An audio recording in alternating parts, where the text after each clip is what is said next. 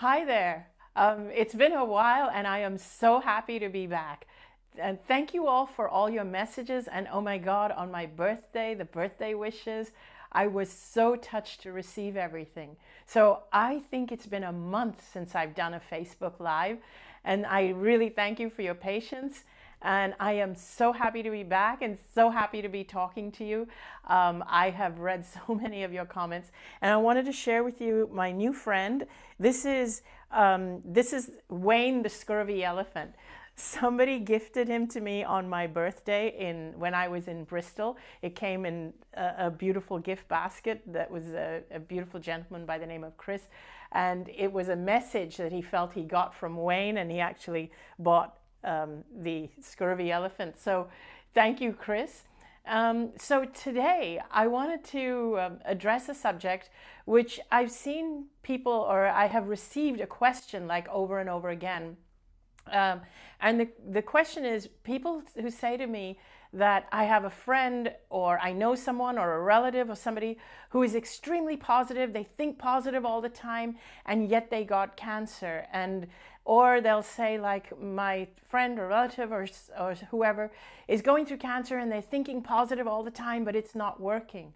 So I want to address that belief that positive thinking is not going to let you get well, or positive thinking is going to alleviate your illness. And some people seem to think that that's what I advocate. Actually, I don't. I actually advocate the opposite. It's not about staying positive all the time. It is about being yourself. And right from the beginning, right from the book, Dying to Be Me, that is actually what the book is about. Because even when I got cancer, I was extremely positive. And there are people who are struggling and suffering inside and feeling eaten away inside, who still keep positivity on the surface. So it's not about whether you're positive or negative. It's of course easier for other people around you if you're being positive. You can consciously be positive. It's always more pleasant for people, but that is not what it's about. That is not what alleviates everything. What actually improves your health and improves your immune system is being yourself and loving yourself. Those are the things that actually help you internally. If I was to imagine life force energy flowing through you, the more that you love yourself and allow yourself to express yourself, the more life force energy flows through you. Whereas if you are totally focused on constantly trying to be positive, what you end up doing is you end up controlling your thoughts, and you end up judging your thoughts if you're feeling things like fear or other things that come naturally to you. So to me, the most important thing is to really accept who you are. And in order to accept who you are, you need to start to love who you are without judgment.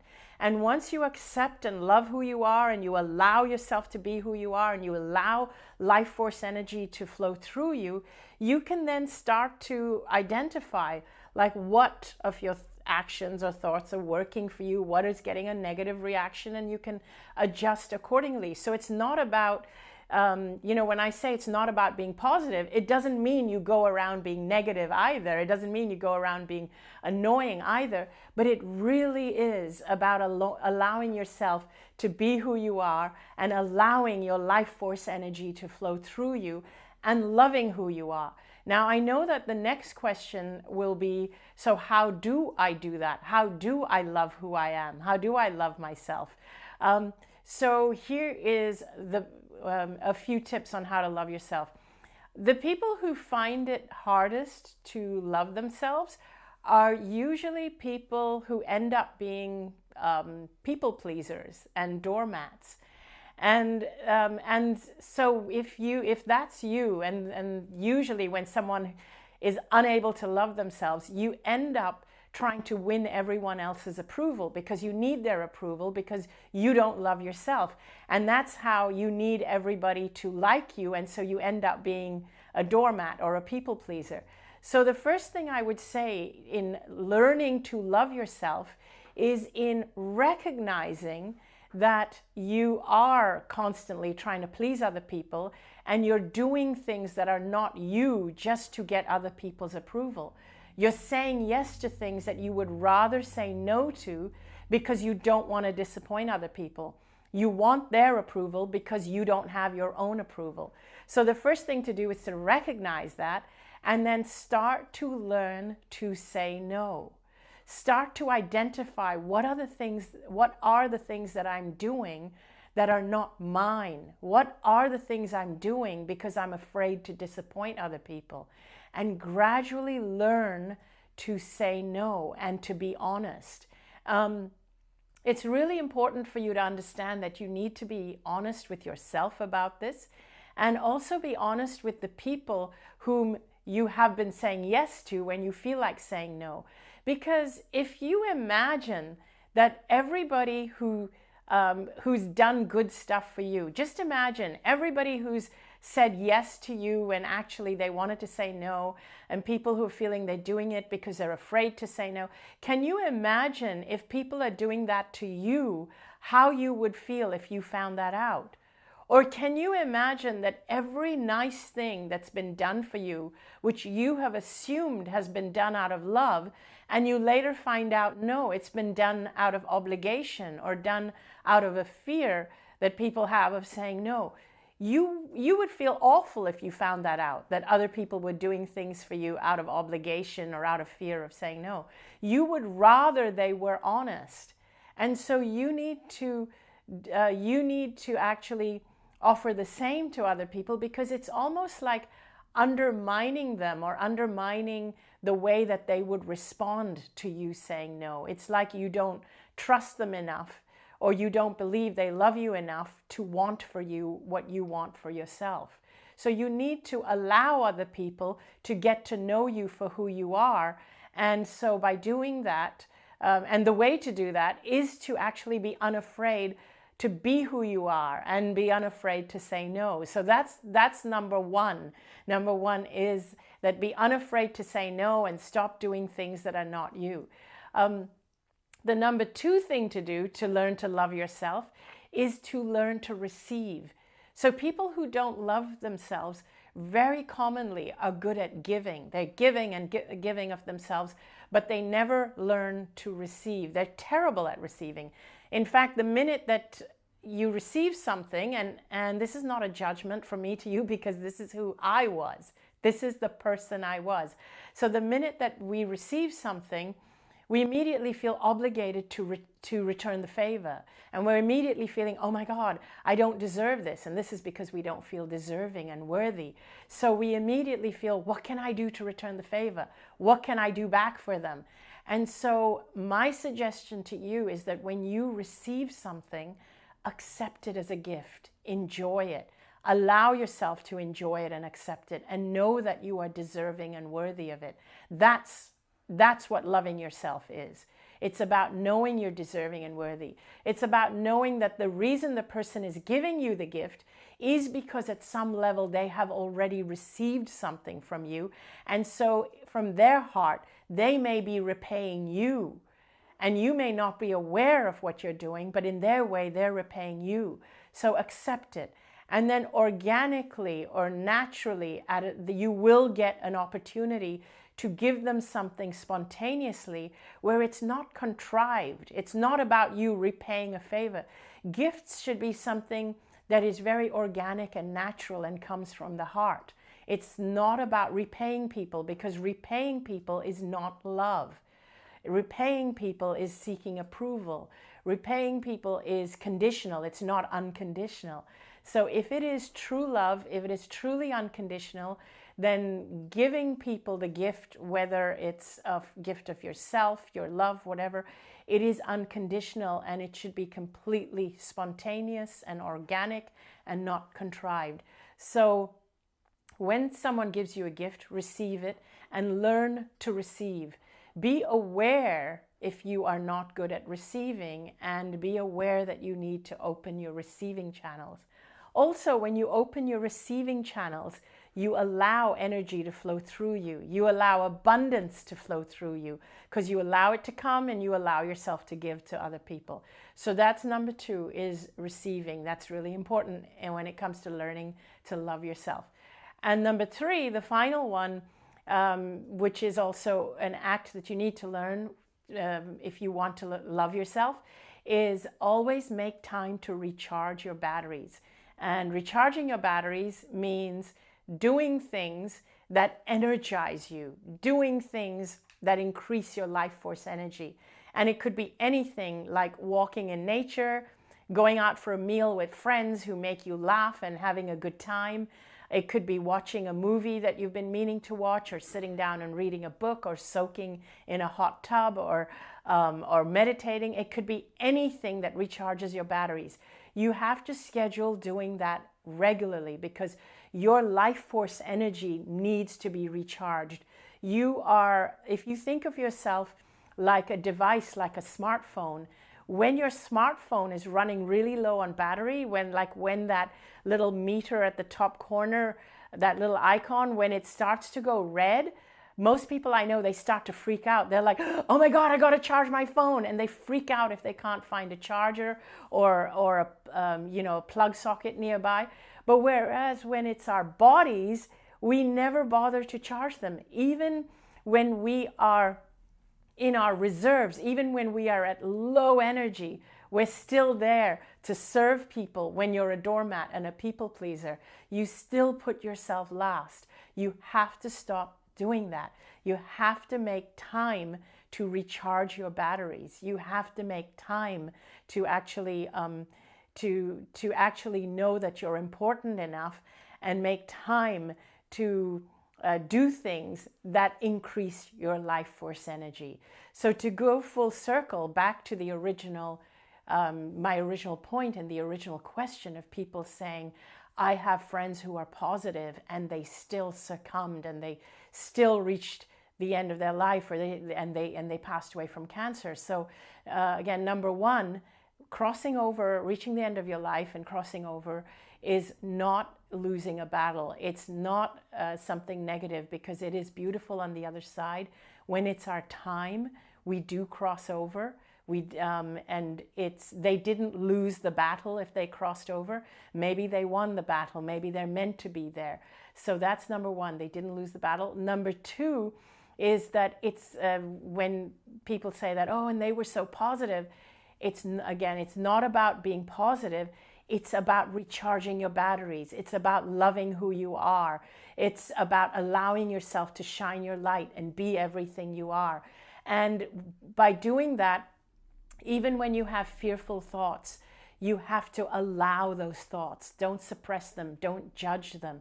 Even when you have negative thoughts, it's about allowing those thoughts and accepting them as part of who you are. It's not about suppressing them. So remember, people who are people pleasers, people who are empaths, who need everyone around them to feel good, they feel really stressed and nervous if people feel bad.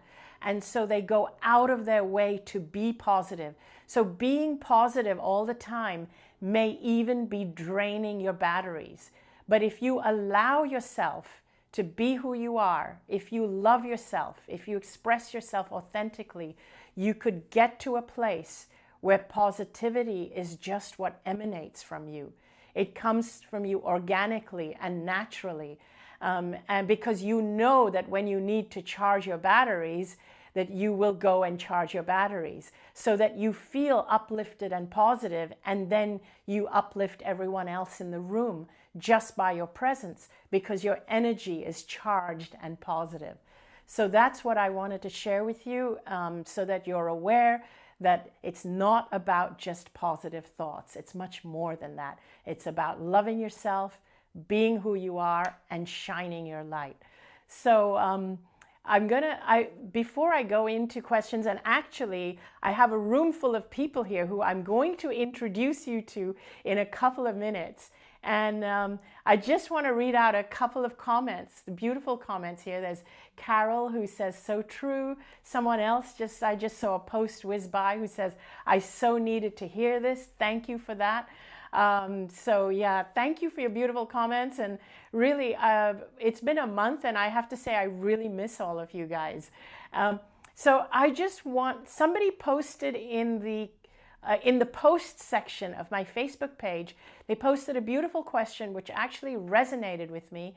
And I wanted to answer that question.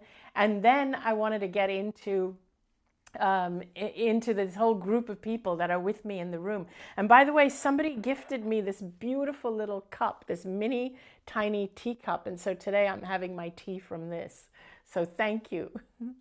So the question that we're going to punch it up onto the screen. My intrepid producer, Danny, or Boo, as we like to call him, is behind the scenes. So the question is from a lady named Oslam, who posted, she says, I have a question. After you're living your life of purpose now, are there any memories about fantasies you had in your childhood or teenager time which have become true after you started to live authentically and the life you were meant to live? Fantasies that might have been some kind of a knowing which were not recognized as such at that time. I do not know whether you will see my question or not. Well, see, I did. I just saw your question, but I just posted it. So basically what you're saying, that did I have any fantasies or thoughts before that led to that have come true for me now, or that I have seen actually pan out in my life. So I loved that question, because actually as a child, as a teenager and so on, there was a part of me that was destined, that I truly believed that was destined to be something more than what my culture had lined up for me. So, but it was a conflict. It was always a conflict between my culture and what I felt inside. Like so many of you know the story of me and the way that I loved Cyndi Lauper, because, and her song, Girls Just Want to Have Fun, was like my freedom song. So there was a part of me that it was that soul part of me, the part of me that lives forever, and the part of me that came from the other side. You know, it's your calling, your higher self, that infinite part of you. That infinite part of me knew that I had a bigger purpose, but I also didn't want to displease my parents, and I wanted to fit into my culture.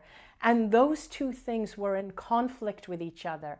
And when I felt I was expressing that soul, the person I was meant to be, like going through my Cyndi Lauper phase of spray painting my hair and feeling that freedom, and that song, Girls Just Want to Have Fun, and dressing like her, I was meeting with the disapproval of my culture and my parents, but there was something very freeing and very big, and that felt like I was following my soul's purpose when I was doing things like that.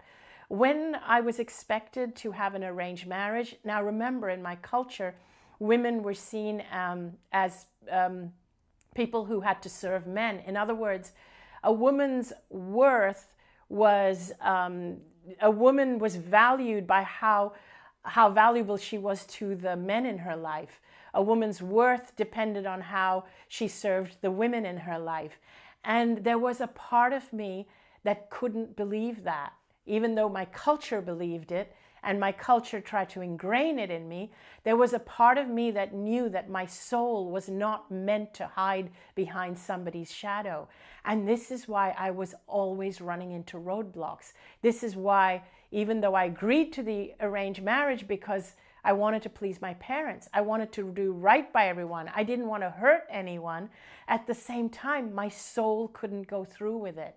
And so this is why I always say to people, it's really important for you to tune in to your higher self, your soul, and to realize you are more than just this physical body.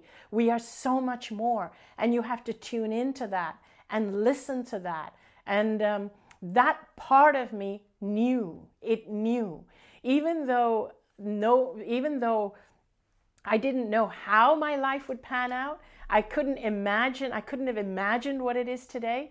That part of me that was not my physical body knew that there was something more I was meant to be than what I was being pushed into being. And that was why I got cancer. And I'll tell you the other thing. It wasn't that because I got cancer that I learned my lesson or I learned to tune into my higher self. It wasn't cancer that healed me or taught me. It was death. It was death that made me realize that there is something more. And this is why I share my story. I don't want people to have to go through what I went through, and I don't want people to realize this only after they die. So that is why I share my story. And so listen to your higher self, follow your calling, follow what your soul wants for you, not what society wants for you. So yeah, there's my message, my sermon. And now I wanted to bring in my wonderful team. So first of all, I wanted to, many of you have met her already, Roz, my right-hand person, who's at this moment sitting on my left side. But,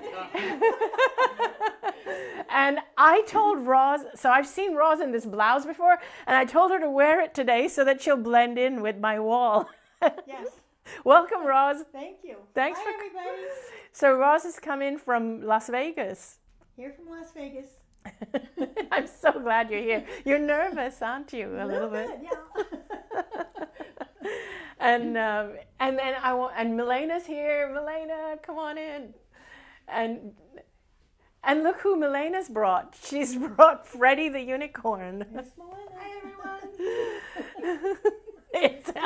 Can he stay for the rest of the show? He can. I think he's been feeling left out. Because, He wanted to come and say hello, Wayne. Yes, that's Wayne. And it's funny because a lot of people have been asking about Freddie. I think he might have to have his own show or his own fan club. I think he'd like that. He would. Isn't my team beautiful? And Danny, we can't have the team without you. So Danny's running things from behind the scenes. I'm here. No, Hello, you want to everyone. come here. You need to come here. It doesn't matter. If it all falls apart, it's fine. Everyone will understand. Guys, I want you to write in the comments if you want to see Danny. Danny. And Milena, you can check the comments later. Okay, and yeah, I suppose... left my phone back there, but yeah. Yeah, they want you. Danny, they're calling They're for calling you. Oh, you know what? Yeah, and so let's see if they recognize the head. Danny. You have to get a little higher, little higher, little higher, little higher. Hello. And welcome to the Sunday show. Hello, everybody. Hi. See? I'm Danny, in case you don't know me. Thank you very much. I can see that, Milena. So So I just wanted to say hi to everybody. For everybody that I met during the trip in Bristol, in Stuttgart, in Basel, that came up to me and said hi, hi back.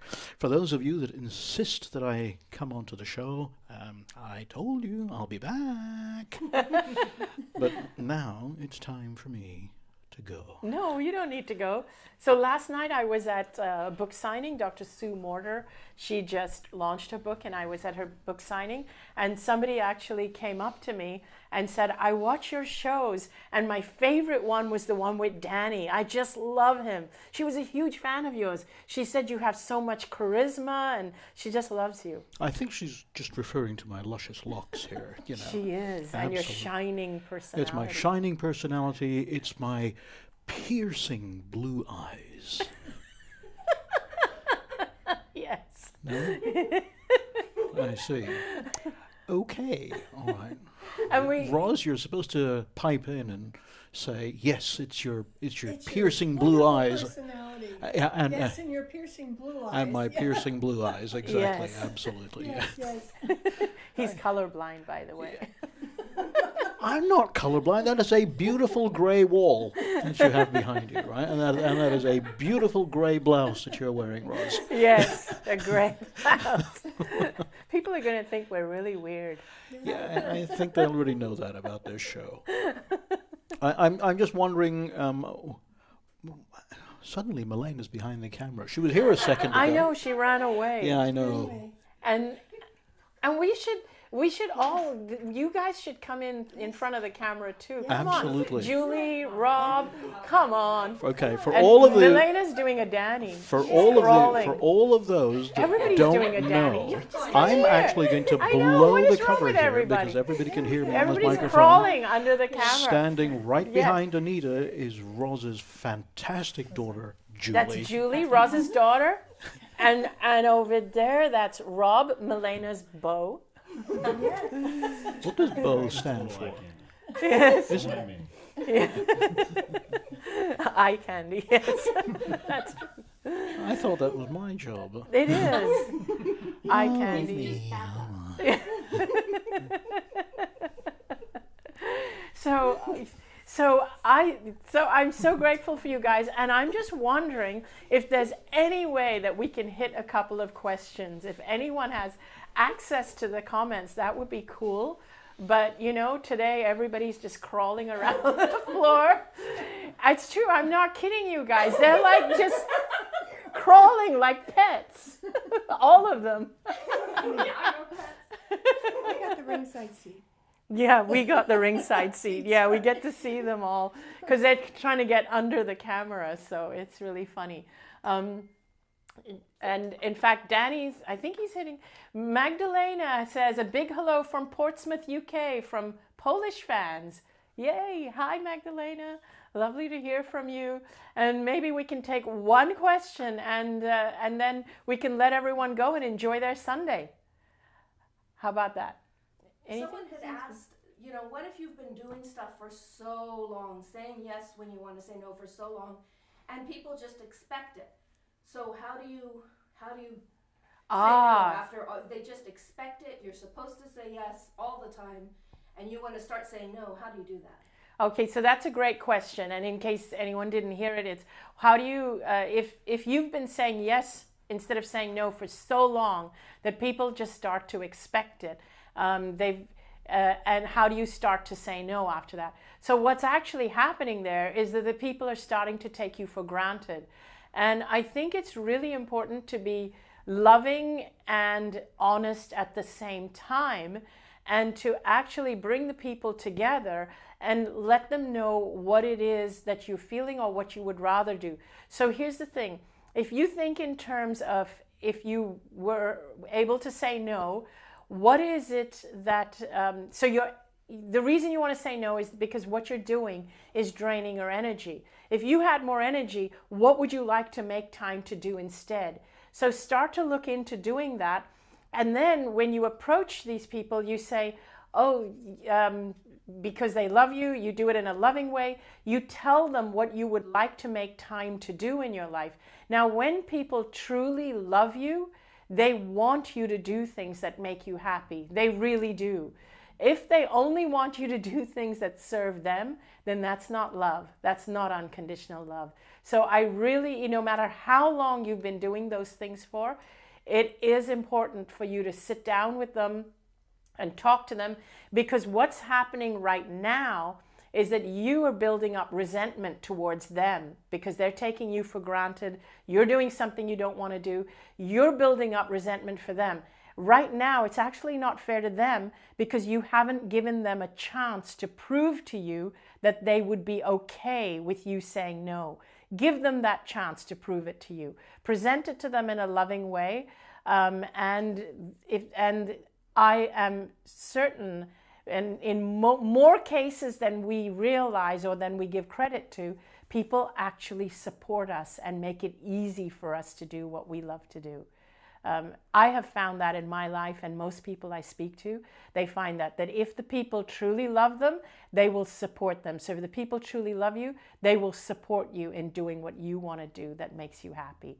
So thank you for that wonderful question. And so I just wanted to say bye and have a great week.